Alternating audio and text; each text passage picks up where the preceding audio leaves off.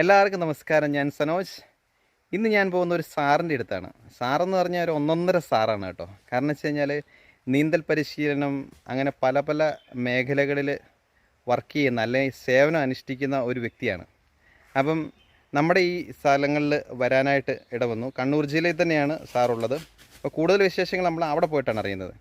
അപ്പം മെയിനായിട്ടുള്ള കാര്യം എന്ന് പറഞ്ഞു കഴിഞ്ഞാൽ നമ്മൾ നീന്തൽ പഠിച്ചവരും പഠിക്കാത്തവരൊക്കെ വെള്ളത്തിൽ വീണ് മരണപ്പെടാറുണ്ട്. അപ്പോൾ അതിനെക്കുറിച്ച് അതിന് മുന്നേ നമുക്ക് എന്തൊക്കെ കാര്യങ്ങളാണ് ചെയ്യാൻ പറ്റുക, അല്ലെങ്കിൽ നമ്മൾ ഒരാൾ വെള്ളത്തിൽ ചാടുമ്പോൾ നമ്മളും എടുത്ത് ചാടണോ, അല്ലെങ്കിൽ അതിന് മുന്നേ എന്തെങ്കിലുമൊക്കെ ചെയ്ത് നമുക്ക് അവരെ ഹെൽപ്പ് ചെയ്യാൻ പറ്റുമോ, അങ്ങനെയുള്ള ഒരുപാട് കാര്യങ്ങൾ ഈ മേഖലയിലേക്ക് എങ്ങനെയാണ് സാറ് വന്നത് എന്നുള്ള കാര്യങ്ങളൊക്കെയാണ് നമ്മൾ കാണാൻ പോകുന്നത്. ആ മിസ് ചെയ്യാതെ കാണണം, കാരണം ഒരു സേവനം ചെയ്യുന്ന ഒരു വ്യക്തിയാണ്. അപ്പം നമ്മൾ എന്തായാലും ഇതിനെക്കുറിച്ച് അറിഞ്ഞിരിക്കേണ്ടതാണ്. അപ്പോൾ ഞാൻ വീഡിയോയിലേക്ക് പോവാണ്. അപ്പോൾ അവിടെ ചെന്നിട്ട് കാണാം. ഓക്കെ. അങ്ങനെ അവസാനം സാറിനെ നമ്മൾ കണ്ടുമുട്ടിയിരിക്കുകയാണ്. സാർ നമസ്കാരം. ഹായ്, നമസ്കാരം. എന്തൊക്കെയുണ്ട് ഇന്ന് വിശേഷങ്ങൾ? സുഖമായിട്ടിരിക്കുന്നു. സാറിനെ ഒന്ന് പരിചയപ്പെടുത്തണം. പിന്നെ സാറിൻ്റെ കാര്യങ്ങൾ, സാർ എങ്ങനെയാണ് ഈ നീന്തൽ പരിശീലനത്തിലേക്ക് വന്നതെന്നും കൂടെ ഞങ്ങൾക്കൊന്ന് എക്സ്പ്ലെയിൻ ചെയ്ത് തരണം. പിന്നെ അതുകൂടാതെ തന്നെ എത്ര മണിക്കൂർ കൊണ്ട് പഠിക്കാം, പിന്നെ എങ്ങനെയാണ് നിങ്ങൾ നീന്തൽ പരിശീലനത്തിന് ക്ലാസ് കൊടുക്കുന്നത്, പ്രത്യേകിച്ച് കുട്ടികൾ വെള്ളത്തിൽ വീണ് മരണപ്പെടാറുണ്ടല്ലോ, ഞങ്ങൾക്ക് ഇതിനെക്കുറിച്ചൊക്കെ ഒന്ന് പറഞ്ഞു തരണം. ഓക്കെ, ചെറിയ സമയം കൊണ്ട് ഞാൻ വളരെ ചുരുക്കിയിട്ട്. ഓക്കെ, എൻ്റെ പേര് രമേശ് ആലച്ചേരി. അപ്പോൾ ഞാൻ ഇത് പട്ടാളത്തിൽ നിന്ന് റിട്ടയർഡായി വന്നു. 2012 വരുന്നത്.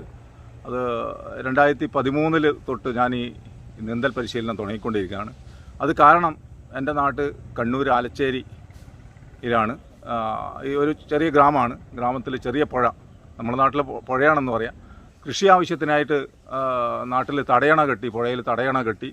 അപ്പോൾ ഇതിങ്ങനെ കണ്ടു, ഒരു 1.5 ആളെ ഹൈറ്റിൽ വെള്ളം കെട്ടി നിൽക്കുമ്പോൾ എനിക്കൊരു ആശയം തോന്നി, ഈ പുഴ നമുക്ക് ഉപയോഗിക്കണം, അത് ഏത് രീതിയിൽ. അപ്പം എൻ്റെ ഒരു ആശയമായിരുന്നു ഈ നീന്തൽ പഠിപ്പിക്കൽ, കുട്ടികളെയും നീന്തൽ അറിയാത്തവരെ നീന്തൽ പഠിപ്പിക്കുക എന്ന ആശയം. അത് 2013 തൊട്ടിട്ട് എൻ്റെ ക്ലബിൻ്റെ നേതൃത്വത്തിൽ ഞാൻ മുൻകൈ എടുത്തിട്ട് ഈ പരിപാടി തുടങ്ങി. അപ്പോൾ ഫസ്റ്റ് തന്നെ 132 കുട്ടികളോളം ഈ പരിപാടിയിൽ പങ്കെടുത്തു. അതിവിജയകരമായ ഒരു സംഭവം തന്നെയായിരുന്നു. അത് ഒരു പുതിയ അനുഭവമായിരുന്നു.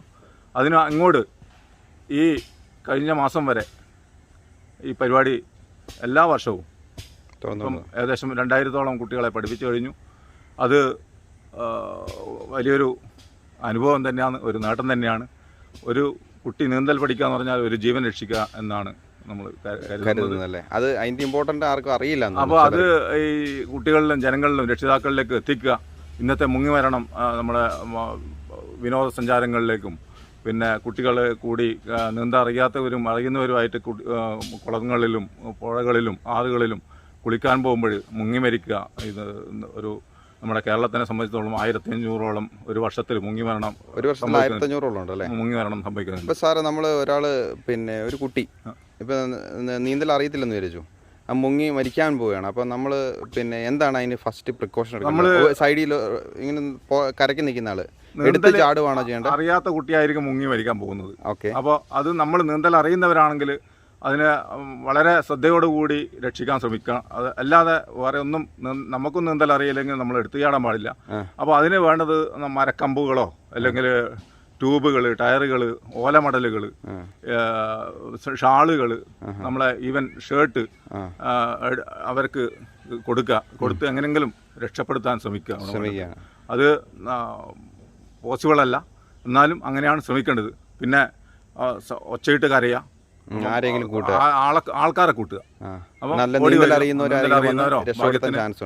എത്തിപ്പെടാൻ ചാൻസ് ഉണ്ട്. അപ്പൊ അങ്ങനെയാണ് രക്ഷപ്പെടുന്നത്. ഒരുപാട് ആൾക്കാർക്ക് അറിയില്ല. വേണ്ടത് നിർബന്ധമായിട്ടും എല്ലാവരും നീന്തൽ പഠിപ്പിക്കുക. അതാണ് നമ്മള് സ്കൂളുകളിൽ തലം തൊട്ടിട്ട് നീന്തൽ പഠിപ്പിക്കുക. പിന്നെ ബോധവൽക്കരണം, ഇതാണ് അത്യാവശ്യം വേണ്ടത്. സാറിന്റെ കോഴ്സ് ക്യാമ്പ് എന്ന് പറയുന്നത് 10 ദിവസമാണ്, ഓരോ മണിക്കൂറാണ്, ഒരു ദിവസം 1 മണിക്കൂർ. അതെ. അപ്പൊ ഞാൻ ചോദിക്കുന്നത്, ഇത് ചില കുട്ടികൾ 5 മണിക്കൂറുണ്ട്, മീൻസ് 5 ദിവസം കൊണ്ട് പഠിക്കില്ലേ? ഇത് 5 ദിവസം കൊണ്ട്, നല്ല കുട്ടികൾ 5 ദിവസം വേണ്ട 3 ദിവസം കൊണ്ട്, 3 മണിക്കൂർ കൊണ്ട്. 3 മണിക്കൂർ ഉണ്ടാവും അല്ലേ? അങ്ങനെ പഠിക്കുന്ന നിറയെ കുട്ടികളുണ്ട്. ആണല്ലേ? 3 മണിക്കൂർ കൊണ്ട് തന്നെ കുട്ടികൾ പഠിക്കുന്ന കുട്ടികളുണ്ട്. അപ്പോൾ 5 മണിക്കൂർ കൊണ്ട് ഒട്ടുമുക്കാൽ കുട്ടികളും പഠിക്കും. അവർ 25 മീറ്റർ നീന്താനാവില്ലെങ്കിലും കുറച്ചൊക്കെ പഠിക്കും. രക്ഷപ്പെടാനുള്ള 3 മണിക്കൂർ കൊണ്ട് പഠിക്കും. 3 മണിക്കൂർ കൊണ്ട് തന്നെ പഠിക്കും. അത് തന്നെ ഭയങ്കര സംഭവമാണല്ലോ. അത് നല്ല കുട്ടികൾ, അങ്ങനെ ഒരു സ്പെഷ്യൽ ക്വാളിറ്റിയുള്ള കുട്ടികൾ അങ്ങനെ വേഗം പഠിക്കും. ഇപ്പോൾ നടന്നുകൊണ്ടിരിക്കുന്ന ക്യാമ്പ് അത് എവിടെയായിരുന്നു? അത് നെടുമ്പഞ്ചാല്, കണിച്ചാൽ പഞ്ചായത്ത് നെടുമ്പഞ്ചാലിൽ ഗയ എന്ന് പറഞ്ഞ ക്ലബ്ബാണ്. അത് ഇപ്പം നടത്തിക്കൊണ്ടിരിക്കുന്നുണ്ട്.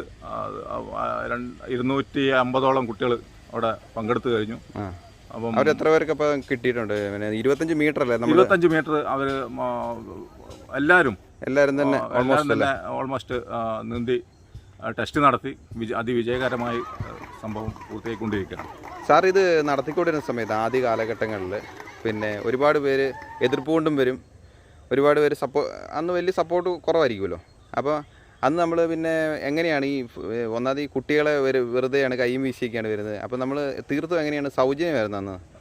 ഞാൻ ഇത് സ്റ്റാർട്ട് ചെയ്യുമ്പോൾ ഒരു വലിയൊരു ഐഡിയ ഒന്നും ഉണ്ടായില്ല. അപ്പോൾ അത് ഇതിനെ പറ്റിയിട്ട് പഠിച്ച് ഒരു തീർത്തും സൗജന്യമായിട്ട്, കാരണം ഒരു 5 പൈസയോ അല്ലെങ്കിൽ ഫീസോ കാര്യങ്ങളോ ഒന്നുമില്ലാതെ അങ്ങോട്ട് തുടങ്ങി ഒരു ധൈര്യത്തിന്. എൻ്റെ ക്ലബ്ബിലെ 10-25ഓളം മെമ്പേഴ്സുകൾ എനിക്ക് സപ്പോർട്ടായിരുന്നു, വളരെ സപ്പോർട്ടായിരുന്നു. എന്നാലും ഒരു ഭയത്തോടു കൂടിയായിരുന്നു, ഇത് എത്രമാത്രം വിജയിക്കും എന്നുള്ള ഒരു ഭയം കൂടി ഉണ്ടായിരുന്നു. ഇപ്പം സാറ് എന്തായിട്ടാണ് വർക്ക് ചെയ്യുന്നത്? ഇപ്പോൾ ഞാൻ ഫയർ സ്റ്റേഷനിൽ വർക്ക് ചെയ്യാണ്. പേരാവൂർ ഫയർ സ്റ്റേഷനിലാണ് വർക്ക് ചെയ്യുന്നത്. ആരാണ് ഇപ്പം നേതൃത്വം? ഫയർ സ്റ്റേഷനിൽ തീർത്തും ഫയർ ആൻഡ് റെസ്ക്യൂവിന്റെ നേതൃത്വത്തിലാണ് നല്ല സപ്പോർട്ട് ഈ സംഭവം ചെയ്തുകൊണ്ടിരിക്കുന്നത്. അതും തദ്ദേശ സ്വയംഭരണ സ്ഥാപനങ്ങളുടെയും കണിച്ചാറ്, പേരാവൂർ, കോളയാട്, മുഴക്കുന്ന്, ഈ കളകം, ഈ മുതലായ പഞ്ചായത്തുകളുടെ നേതൃത്വത്തിലാണ് ഇപ്പം നീന്തൽ പരിശീലനങ്ങൾ നല്ല അടിപൊളിയായിട്ട് പോകുന്നുണ്ടല്ലോ. അടിപൊളിയായിട്ട് പോകുന്നു. വളരെ സന്തോഷം, വളരെ ഹാപ്പി. പിന്നെ സാറിനോട് ചോദിക്കുന്നത്, സാറിനെ കുറിച്ച് ഞാൻ അറിഞ്ഞായിരുന്നു, നാട്ടിൽ വേറെ ഒരുപാട് പ്രവർത്തനങ്ങളുണ്ട്, വോളിബോളോ എന്തൊക്കെയോ സംഭവങ്ങളൊക്കെ. വോളിബോൾ പ്ലെയർ ആയിരുന്നു. വോളിബോളിലെ കൂടിയാണ് ഞാൻ ആർമിയിൽ പോയത്. അപ്പോൾ റിട്ടയർഡായി വന്നു. ഞാൻ നാട്ടിൽ വോളിബോൾ കോച്ചിങ് ക്യാമ്പ് കൊടുക്കുന്നുണ്ട്. അപ്പം പിന്നെ പല സേനകളിലേക്ക്, മിലിറ്ററി, പോലീസ്, ഫയർഫോഴ്സ് തുടങ്ങിയ സേനകളിലേക്കുള്ള കുട്ടികൾക്ക് PSC ടെസ്റ്റ് പാസ്സായി അവർക്കുള്ള കോച്ചിങ് ക്യാമ്പുകളും കായിക പരിശീലനങ്ങളും ഇപ്പോഴും അത് ചെയ്തുകൊണ്ടിരിക്കുകയാണ്. കുറേ കുട്ടികൾ അതിൽ കൂടെ ജീവിതം കണ്ടെത്തിയിട്ടുണ്ട്. ഇതിനൊക്കെ എങ്ങനെയാണ് സാർ സമയം കണ്ടുപിടിക്കുന്നത്? സമയത്തിന് ഒരു പ്രശ്നമില്ല. അപ്പം നമ്മളെല്ലാം വേണമെന്ന് വിചാരിച്ചാൽ ഒക്കെ എല്ലാം നടക്കും അല്ലേ? അപ്പം സാറിന് ഒരുപാട് താങ്ക്സ്, കണ്ടതിൽ ഒരുപാട് സന്തോഷം. അപ്പം ഞാനങ്ങ് പോയേക്കാണ്. അപ്പം എല്ലാവരോടും ഒരു ബൈ പറഞ്ഞു. Bye bye. ഓക്കെ.